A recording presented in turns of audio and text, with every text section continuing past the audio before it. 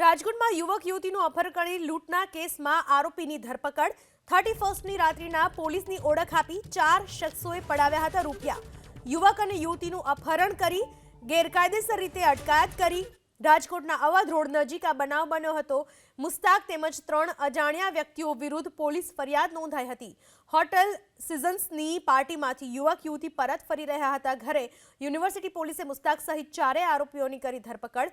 Police આરોપીઓને આજે રિમાન્ડની માંગ સાથે કોર્ટમાં રજૂ કરશે। એક ફરિયાદી પોતાની મહિલા મિત્ર સાથે ફરવા માટે નીકળ્યા હતા, તો રાતના 1 વાગ્યાની આજુબાજુ રેસ્ટોરન્ટની બહાર નીકળ્યા હતા ત્યારે એમના પાછળથી એક કાર આવી જેમાં 4 માણસો હતા। એમને એમના પાસે ગાડી રોકી, એમના પાસેથી 1700 રૂપિયાની લૂંટ કરી અને 2 માણસો એમની ગાડીમાં બેસીને એમનું અપહરણ કર્યો અને પછી ફરિયાદીના ફાધર પાસેથી ખંડણીની માંગણી પણ કરી અને ફરિયાદીના સાથે જે મહિલા મિત્ર હતા એમની છેડતીનો પ્રયાસ પણ કર્યો।